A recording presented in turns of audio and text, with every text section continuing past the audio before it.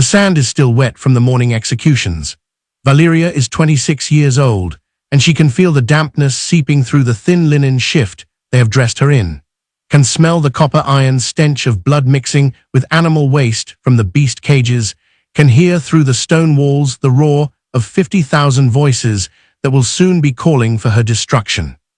She was until 11 days ago the most powerful woman in Rome, who was not an empress, the favorite mistress of Emperor Domitian, keeper of his secrets, confidant of his fears, the woman who shared his bed on nights when his wife Dishar could not satisfy his particular appetites. Now she stands in a holding cell beneath the Flavian amphitheater, her hair shorn to stubble, her body stripped of the silks and jewels that had marked her status, waiting for the iron gate to rise and deliver her to an arena where 80,000 eyes will watch her die in ways that the crowd has been promised will exceed anything they have witnessed before. Through the bars, she can see other prisoners being prepared for the day's entertainment.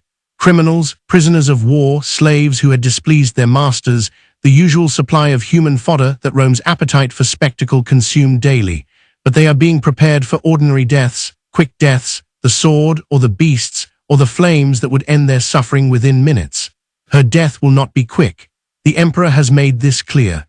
A guard approaches the cell. He is perhaps 40 years old, his face bearing the weathered indifference of someone who has watched thousands of people die and has learned to see them as components of entertainment rather than human beings.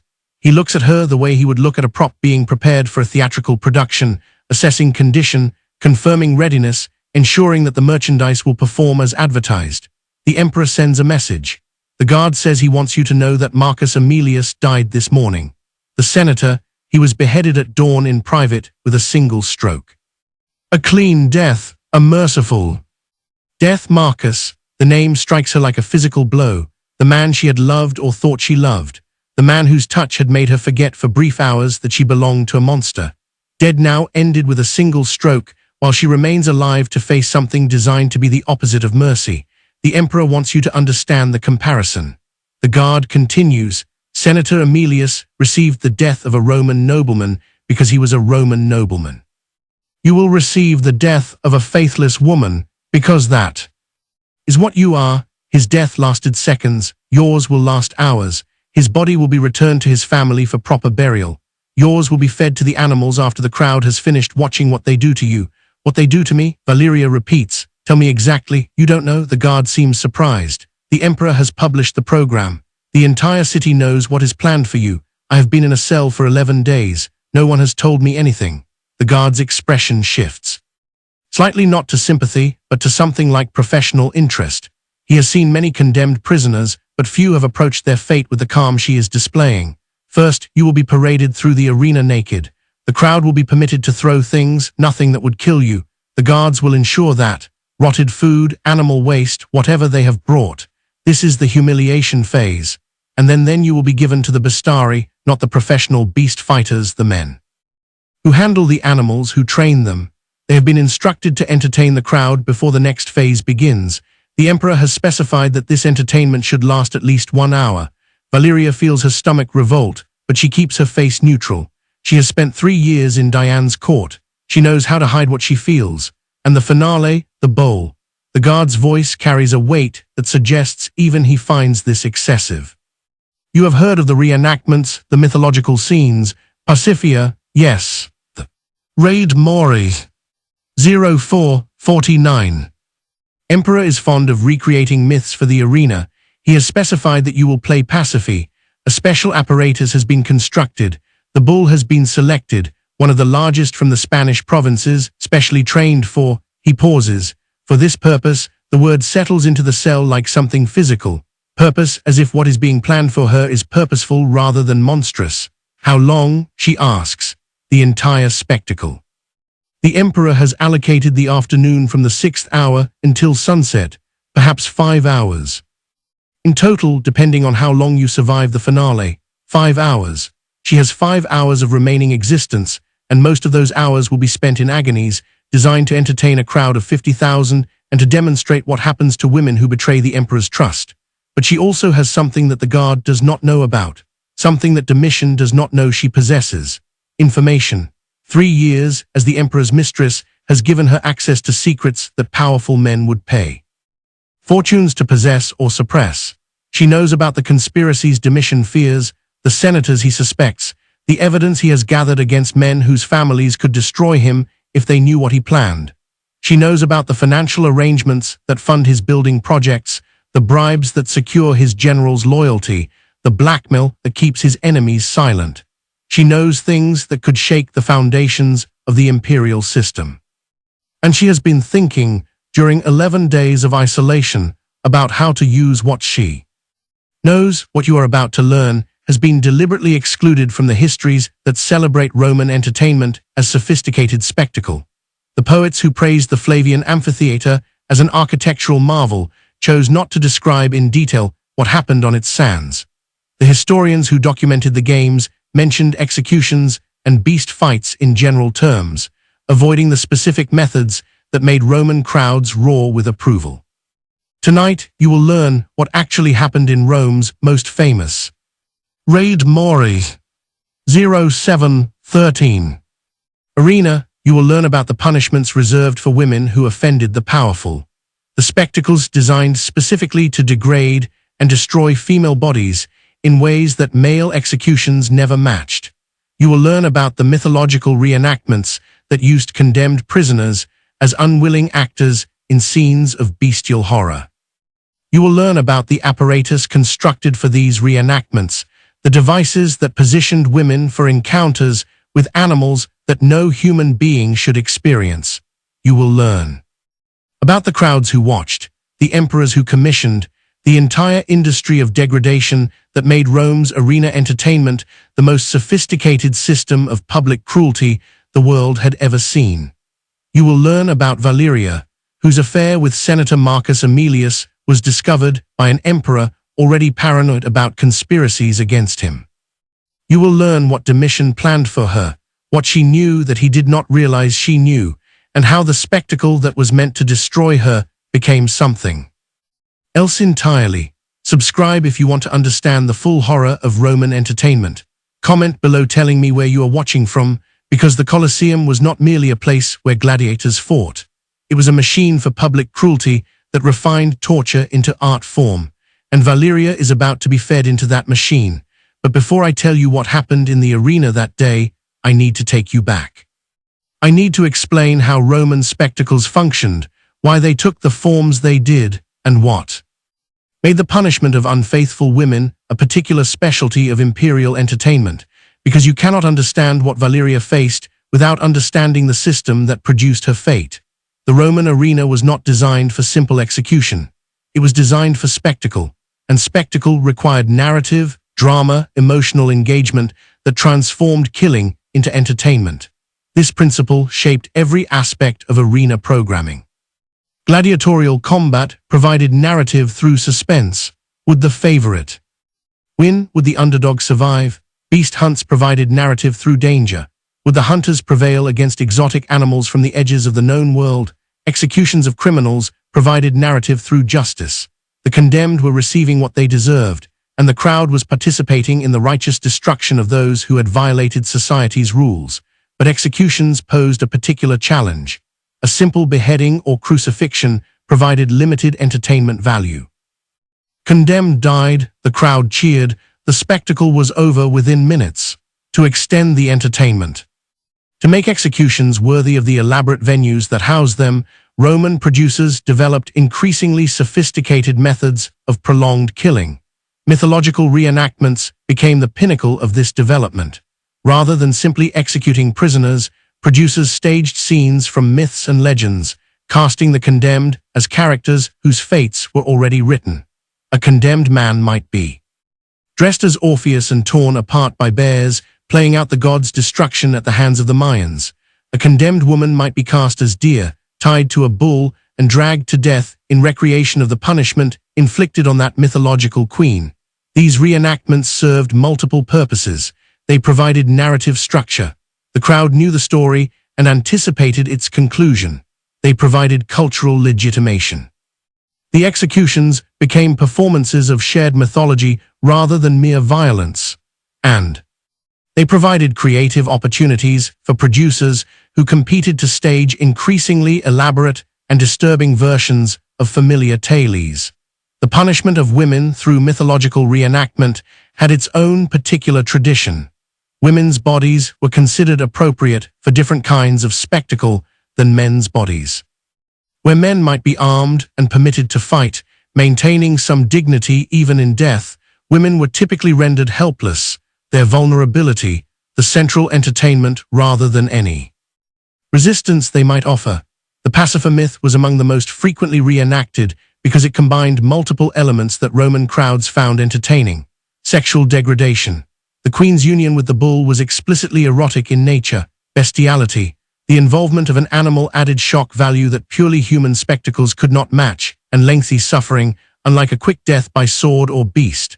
The passive reenactment could be prolonged. The condemned woman's ordeal extended. For the crowd's entertainment, the apparatus used for these reenactments was called the wooden cow. It was a hollow framework covered in hide shaped to resemble a cow or heifer into which the condemned woman was placed and positioned. The framework included restraints that prevented escape and openings that provided access for the bull, which had been trained to mount the apparatus.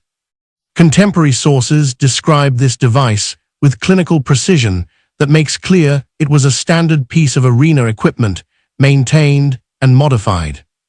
Through generations of use, carpenters and engineers refined its design. Animal trainers developed methods for ensuring the bull would perform as required. The entire apparatus represented systematic expertise in the production of horror. This was the system that Valeria was about to experience. Not random cruelty, but organized entertainment, refined over centuries, performed before audiences who had been promised something special and expected delivery on that promise. Now let us return to the cell beneath the arena, where Valeria is preparing to deploy the only weapon she has left. I need to speak with someone, she told the guard. Someone with authority, not you, someone who can make decisions. You are condemned. You have no right to speak with anyone. I have information that the Emperor does not know I possess, information that certain people would pay a great deal to suppress or to reveal. The guard studied her. She could see calculation happening behind his eyes, the weighing of risk against potential reward. What kind of information? The kind that gets people killed, the kind that changes fortunes, the kind that might be worth a delay of my execution while its value is assessed. The Emperor has scheduled your spectacle for today. He will be in attendance. The crowd has been promised. The crowd will wait. They always wait. And if what I know reaches the wrong ears because I die before I can bargain with it, certain powerful people will be very unhappy.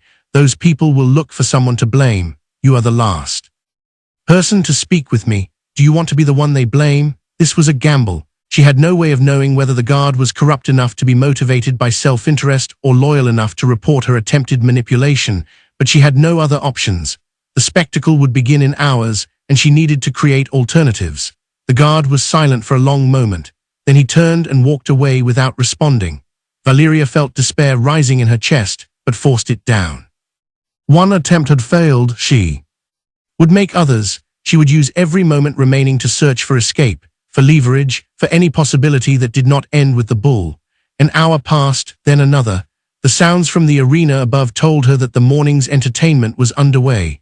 Beast hunts, executions, the preliminary events that warmed up the crowd for the afternoon's main attractions. Then the guard returned. He was not alone. The man with him was perhaps 50 years old, wearing the toga of a senator, his face familiar from Domitian's court. Valeria searched her memory and found the name Lucius Antonius Saturninus, a governor, a military commander, a man whose ambitions were poorly hidden and whose loyalty to Diane was widely questioned. You claim to have information, Saturninus said without preamble. The guard tells me you believe it has value. I know it has value. The question is whether you are willing to pay for it. I'm not in the habit of bargaining with condemned prisoners. Then why are you here? You came because you are curious. You came because the possibility that I know something useful is worth investigating. You came because you are a man who calculates opportunities, and I am offering one. Saturninus studied her with the assessment of a man who had survived decades of Roman politics by reading people accurately. What do you know? I know who Domitian trusts and who he suspects. I know which senators are on his list for prosecution and what evidence he has gathered against them. I know about the financial arrangements. Fund his projects and the debts that certain powerful families have concealed from public knowledge. You could be lying. Condemned prisoners often claim to know secrets, hoping to delay their execution. I could be lying, but I am not. I spent 3 years in the emperor's bed, listening to him talk in moments when he forgot to guard his tongue. I know things he has told no one else. Test me. Ask me something you think only the emperor would know. If I cannot answer, you have lost nothing. If I can answer, you will know that everything else I claim is likely true as well. Saturnus was silent. She could see him calculating, weighing the risk of being seen in conversation with a condemned prisoner against the potential value of what she might reveal. The emperor has a list, he said finally. A list of senators he intends to prosecute for treason. He has mentioned this list to several people, but has never specified who was on it. Tell me who. Valeria felt a moment of cold triumph. She knew the list. She had seen it once when Domitian had been reviewing it late at night, drunk enough to be careless about who was watching. 12 names. Gas Calpurnius Piso heads the list. His family's wealth makes him dangerous. Titus Flavius Clemens is second. The emperor suspects him of sympathy toward the Jews. Marcus Arestinus Clemens third. He has been too friendly with Dishar. Shall I continue? Saturninus's face had gone pale. Stop. That is enough. You know one of those names. Perhaps you know several. Perhaps your own name is further down the list in a section I did not memorize. What do you want? I want to live. I want the spectacle cannelled, my sentence commuted, my exile to some remote province where I can exist without being entertainment for crowds who want to watch me violated by animals. That is impossible. The emperor has scheduled your punishment personally. He will be in attendance. Cancelling now would humiliate him publicly, then find another way. Delay the execution. Arrange an accident that prevents the spectacle. Create an alternative that satisfies his desire for vengeance without requiring my destruction. Why would I take such a risk? The information you have shared is valuable, but not valuable enough to justify defying the emperor on a matter he has made personal. Valeria had expected this objection. She had prepared for it because I know more than the list. I know about Domitian's plans for the eastern provinces. I know about the negotiations with Partha that he has concealed from the Senate. I know about the military dispositions he has ordered, the legions he is repositioning, the campaign he is planning. She paused, letting the implications settle. And I know that certain governors in the East have been in communication with parties who are not loyal to the emperor. I know the names of those governors and the content of those communications. Saturninus' face had gone from pale to something approaching grey. You cannot know that. Domitian knows it. He spoke of it to me, laughing about how he would spring the trap when the time was right. He does not know that I remember, that I understood, that I have been waiting for an opportunity to use what I learned. She met his eyes directly. Your name is not on the list I mentioned, but it is on another list, the list of governors whose communications have been intercepted. You are corresponding with someone the emperor considers an enemy. He has evidence. He is waiting for the right moment. You're lying. Test me again.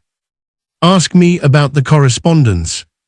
Ask me about dates, about messengers, about anything that only someone who had seen the evidence would know. Saturninus did not ask. His silence was confirmation enough. I want to live, Valeria repeated. Help me live, and I will tell you everything I know about what Domitian is planning. Refuse and I will die today, and you will spend your remaining time wondering when the trap will spring. The senator stood motionless for a long moment. Then he turned to the guard. Leave us. Speak to no one about this conversation. If I learn that you have talked, I will ensure that your family joins the next shipment of prisoners to the arena. The guard left quickly, grateful to be removed from something that had grown far beyond his capacity to manage. Saturninus turned back to Valeria. I cannot save you from everything. The spectacle must begin. The crowd expects it. The emperor demands it, but I may be able to influence how it ends. I may be able to create an opportunity that does not currently exist. What opportunity? The crowd sometimes spares the condemned. It is rare, but it happens. If a prisoner performs exceptionally well, if they display courage or endurance that moves the spectators, the crowd can demand mercy. The emperor can grant or refuse this demand, but refusing a unanimous crowd is politically costly. You want me to survive long enough to win the crowd's sympathy. I want you to give me time. Time to position myself. Time to communicate with allies. Time to prepare. Responses for what Domitian may be planning. If you can survive the spectacle until the crowd demands your release, I can ensure that demand is heard. I can position supporters throughout the arena who will lead the calls for mercy. I can create the appearance of unanimous popular support, and if I cannot survive that long, then you die. And I find another way to address my situation. I am offering you a chance, not a guarantee. The chance is better than what you currently have, which is no chance at all. Valeria considered the offer. It was not salvation. It was a possibility hedged with conditions that she might not be able to fulfill. She would still face the parade, the bestiary, perhaps even the bull. She would still endure horrors that no human should experience, but she might live. That possibility, however slim, was more than she had possessed an hour ago. Tell me exactly what I need to do. The spectacle began at the 6th hour, when the sun was highest, and the heat of the Roman summer made the arena. Raid Mori, 2344. Feel like a furnace designed to bake the entertainment it contained. Valeria was led through the gate of death, the entrance through which condemned prisoners passed on their way to destruction. The gate's name was not metaphorical. Everyone who entered through it was expected to die on the sands beyond. The roar of the crowd hit her like a physical force. 50,000 voices raised in anticipation, recognizing who she was, knowing what had been promised to them. They had come specifically to watch her destruction. Many had paid premium prices for seats that would give them the best view. She was naked as promised. The thin shift had been stripped from her at the gate, leaving her exposed to the August heat and the gaze of everyone in the amphitheater. She forced herself to stand straight, to walk rather than shuffle, to maintain whatever dignity remained possible. The parade was designed to strip that dignity systematically. A herald announced her crimes: adultery, betrayal of the emperor's trust, conspiracy against the imperial house. The charges were exaggerated, as such charges always were, transforming a love affair into treason. The crowd threw things, rotten vegetables, animal dung, objects she could not identify and did not want to. Guards walked alongside her, deflecting anything that might cause serious injury, ensuring that she remained undamaged for the main entertainment. She walked the full circuit of the arena, displayed to every section of seating, subjected to the abuse of every portion of the crowd. The circuit took perhaps 20 minutes each step, a test of her ability to maintain composure while being pelted with filth and hatred. When the parade ended, she was led to the center of the arena where a wooden platform had been erected. This was where the second phase would begin, the entertainment provided by the bestiary, the animal handlers before the finale with the bull. But something unexpected happened. As she was being positioned on the platform, she heard voices in the crowd that did not match the general roar of condemnation. Scattered at first, then growing louder. Courage? Well, she faces death with dignity. The calls were coming from sections distributed throughout the arena: upper levels, where the common people sat; middle sections, where the equestrian class had their seats; Saturnina's supporters, positioned as he had promised, beginning the process of shifting the crowd's mood. The bestiary hesitated, uncertain how to proceed, when portions of the crowd were expressing something other than bloodlust. They looked toward the imperial box, where Domitian sat watching, his expression invisible at this distance. A signal came from the box: proceed. The bestiary approached. I'm going to tell you what happened next, but I need to tell you first about the men who were called bestiary and what their role was in Roman spectacles. The term besti covered several different occupations. There were professional beast fighters, trained gladiators who fought animals for entertainment. There were beast handlers who managed the animals used in spectacles and ensured they performed as required. And there were the men who served as executioners, using beasts and other methods to dispatch condemned prisoners. The men approaching Valeria were of the third type.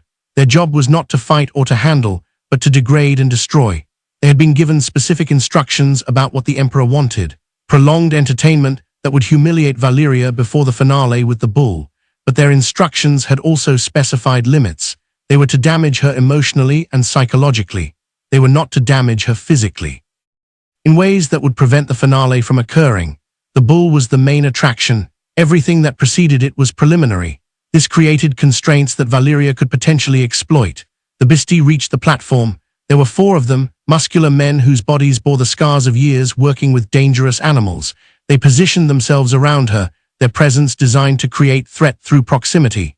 "The Emperor wants a show," one of them said, his voice pitched to carry to nearby sections of the crowd.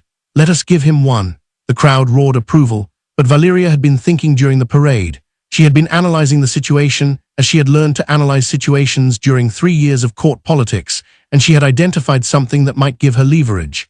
"The crowd is divided," she said, her voice carrying with the clarity she had developed for occasions when projecting over palace noise was necessary. "Listen to them. Some want blood, some want mercy. You have a choice about which faction you strengthen." The Bastari paused, confused by a prisoner who was speaking rather than cowering. "If you destroy me slowly, you satisfy the faction that wants blood, but you also create sympathy among the faction that wants mercy. The longer you take, the more time the mercy faction has to grow. We have our orders. Your orders are to entertain the crowd. A divided crowd is not entertainment. It is discomfort. The Emperor is watching. If the spectacle produces more controversy than satisfaction, someone will be blamed. It will not be the Emperor." One of the Bastari stepped closer, his face showing anger at being lectured by a condemned woman.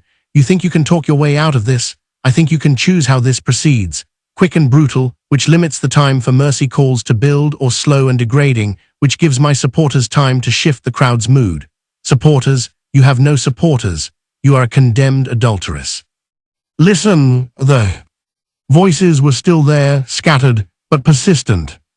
Calls for courage, for dignity, for mercy that was not yet warranted, but that was being prepared for.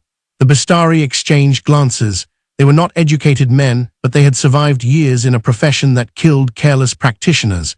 They understood that their situation had complications that simple orders did not address.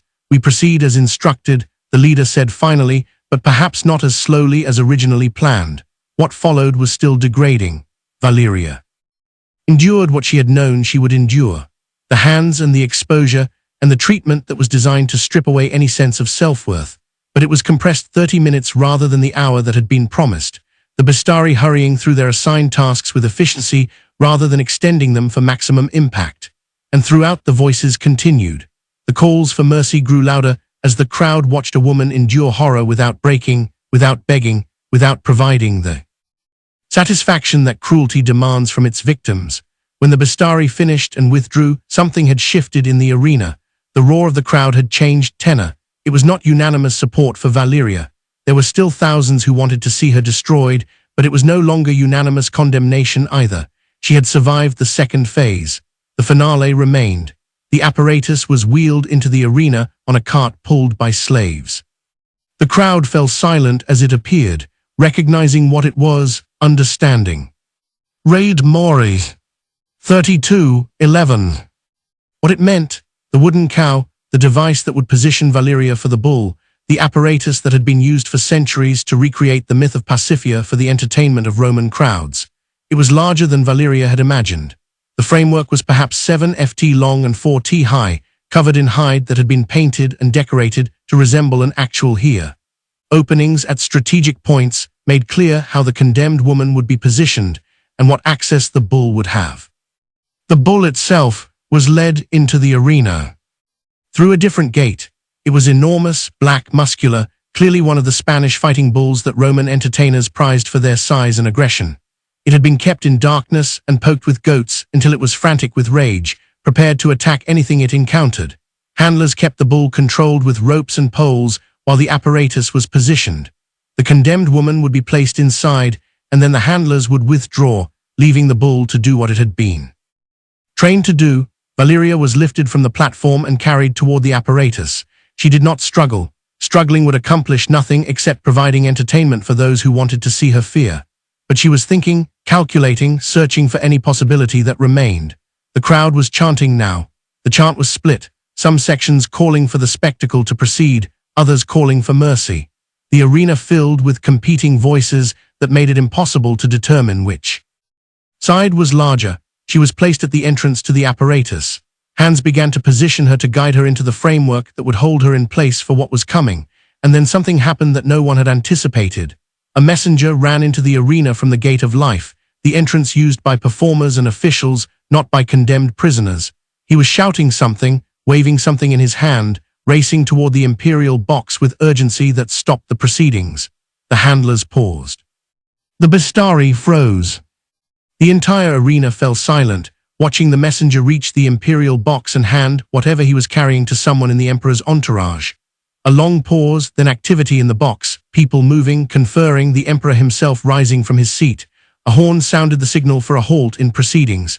Clear the arena, a herald announced, his voice carrying over the suddenly silent crowd. There has been a development. The spectacle is suspended, not cancelled, suspended. Suspension meant life for at least the next few minutes, life that Valeria had not expected to have. She was dragged from the apparatus and taken back through the gate of death, back to the holding cells, back to darkness where she had no idea what had happened or why. But she was alive. The development, Valeria learned later, was an assassination attempt. While the spectacle in the arena was proceeding, conspirators had attacked the emperor's private residence, targeting members of his household. The attack had failed. Domian's paranoid security measures had proven effective, but the attempt itself was significant. The conspirators had been captured. Under torture, they had revealed names. Lucius Antonius Saturninus was among them. The senator who had promised to help Valeria, who had positioned supporters in the arena, who had compressed the Bastari's entertainment to give the Mercy faction time to build. He had been planning the emperor's assassination even as he bargained for information about the emperor's plans. When his name emerged from the tortured conspirators, guards had been dispatched to arrest him. He had been in the arena watching the spectacle he had helped to modify when they came for him. His arrest had been the development that interrupted proceedings. And in the chaos of conspiracy revealed and conspirator arrested, the question of what to do with Valeria had been momentarily forgotten. She spent 3 days in the cells beneath the arena while the emperor dealt with the conspiracy. 3 days of Raid Mori. 36:49. Uncertainty, not knowing whether her execution would resume or whether the suspension would become something more permanent. On the 4th day, she received a visitor. The Empress Dishar entered the cell with guards who remained outside, giving the 2 women privacy for a conversation that would determine Valeria's fate. "You should be dead," Dishar said. "My husband intended to watch you destroyed. He was looking forward to it, I know. Instead, you are alive, and he is consumed with a conspiracy that your lover apparently helped organize. Marcus was not part of any conspiracy. He was a fool who fell in love with the wrong woman. His only crime was wanting me. His crime was touching what belonged to the emperor. Your crime was permitting it. These are offenses that require punishment. I have been punished. The parade, the Bastari, I endured what the crowd witnessed. You endured the preliminaries. The main entertainment never occurred." Valeria met the Empress's eyes directly. "What do you want? I want to understand." "Something you bargained with Saturninus. You traded information for his support in the arena. What did you tell him?" "I told him about the list. The senators my husband intends to prosecute. I told him that his name was on another list. The list of governors whose communications have been intercepted. Was his name on that list? I don't know. I was guessing based on what I knew about his ambitions and his connections. The guess was apparently accurate." Dishar was silent for a long moment. "You understand that by telling him these things, you may have accelerated the conspiracy. You may have pushed him to act before he was ready, leading to the failed attempt and his arrest. I understand. You understand that my husband, when he finishes dealing with the conspirators, will remember that your execution was interrupted. He will want it completed. He will want the finale that was denied him. I understand that as well. Then you understand your situation. You are alive only because of timing." The conspiracies. Raid Mori. 39:08. Discovery coincided with your spectacle. When the crisis passes, your reprieve ends. Valeria absorbed this. She had known it, had understood since the suspension that survival was temporary unless she found a way to make it permanent. "Why are you here?" she asked the Empress. "Why visit a condemned woman who was your husband's mistress?" Dimish's expression shifted slightly. "Because you know things about my husband, about his plans, about the people around him. You have demonstrated this by bargaining with Saturninus. I want to know what else you know, and in exchange, I may be able to influence your fate. My husband listens to me more than people realize. If I advocate for exile rather than execution, he may agree, especially if he believes I have reasons for the advocacy." "What reasons could you offer?" "I could tell him that you have information he needs. Information about the conspiracy that you obtained through your bargain with Saturninus. Information that you will only reveal if your life is spared. Would that be true?" "It could become true." Tell me what Saturninus said to you, what he revealed about the conspiracy, the other conspirators, the plans. I will present this as information you possess obtained during your negotiation. Your value as an intelligent source will justify your continued existence. Valeria considered it was another bargain, another transaction trading information for survival. The pattern of her existence since condemnation, using what she knew to extend her life. 1. Exchange at a time. Saturninus told me little about the conspiracy directly. She said he was careful, but he revealed things indirectly. Names he was concerned about, timing he was nervous about, the fact that others were involved in his communications with the Emperor's enemies. Tell me everything, every detail, no matter how small, Valeria told her. What Saturninus had said, what his reactions had suggested, what she had inferred from the patterns of his concern. It was not comprehensive. Intelligence, she truly did not know the full scope of the conspiracy, but it was enough to suggest that she had value as a source. When she finished, Delicia rose. I will speak with my husband. I cannot promise the outcome, but I believe he will agree that you are more useful alive than dead. Exiled to a remote province as you originally requested of Saturninus. No return, no communication with Rome, no future that could threaten imperial interests. That is all I wanted. Life, even diminished life, you may come to regret that wish. Raid Mori. 42:11. Exile is not the mercy it appears. The provinces where inconvenient people are sent are harsh places, and the people sent there rarely thrive. Harsh places are preferable to the arena. Survival, however harsh, is preferable to the bull. Domitia left without further comment. Valeria was alone again, waiting to learn whether her bargain would prove sufficient.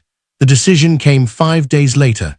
Emperor Domitian, consumed with the aftermath of the conspiracy, had accepted his wife's argument. Valeria had information value that exceeded her entertainment value. She would be exiled to the eastern provinces, specifically to a small garrison town on the edge of Parthian territory, where she would remain under military supervision for the rest of her life. The sentence was announced publicly, framed as imperial mercy granted to a prisoner who had provided valuable intelligence about conspirators against the state. The crowd that had watched her degradation would never see the finale they had been promised. Some would be disappointed, others would. Raid Mori. 43:19. Remember that the Mercy faction had been growing, that the calls for compassion had been gaining strength, that perhaps the suspension of the spectacle had been divinely inspired. Valeria was transporting from Rome within days, traveling under guard to the distant posting that would be her home for whatever years remained. The journey took 3 months, crossing half the known world, carrying her from the heart of civilization to its edge. The garrison town was everything Dishar had warned about. Harsh conditions, limited resources, a posting so undesirable that the soldiers stationed there were either criminals themselves or unfortunates who had offended the wrong people. Valeria was given a small house, a small stipend, and instructions to report weekly to the garrison commander. She was alive. She was free within the constraints of exile. She had survived the arena, the conspiracy, the emperor's rage. It was more than she had any right to expect. The years that followed were difficult, but not unbearable. Valeria adapted to her circumstances with the same pragmatic intelligence that had kept her alive through the crisis. She learned the local language, developed relationships with traders who passed through the garrison, established herself as a useful presence rather than merely an imperial embarrassment. She heard news from Rome intermittently through soldiers and merchants who brought gossip along with their goods. Emperor Demoscen's reign continued, his paranoia deepening, his executions multiplying. Raid Mori. 45:00. Senators, generals, even members of his own family fell victim to his suspicions. The conspiracy that had interrupted her spectacle proved to be the first of many plots and counterplots that would eventually end in the emperor's assassination in 96 AD. She heard that Empress Dishia had been implicated in the final conspiracy, the one that actually succeeded. The woman who had bargained for Valeria's life had apparently decided that her husband was too dangerous to permit continued rule. Whether Domitia had planned the assassination or merely acquiesced to it, she survived the transition, living comfortably under subsequent emperors who valued her discretion. Valeria lived to see all of this from her distant exile. She lived to see Decian's fall, Nerva's brief reign, Trajan's ascension. She lived to see Rome's empire reach its greatest extent under emperors who governed more sanely than the man who had condemned her to the arena. She never returned to Rome. The exile was permanent. Regardless of which emperor held power, she was a reminder of things that subsequent rulers preferred to forget. The excesses of Domitian's entertainment, the spectacles that had gone too far, the apparatus that had been wheeled out to destroy a woman for the crime of loving unwisely. But she lived, she survived, and she carried with her for the remaining decades of her existence the memory of what she had endured,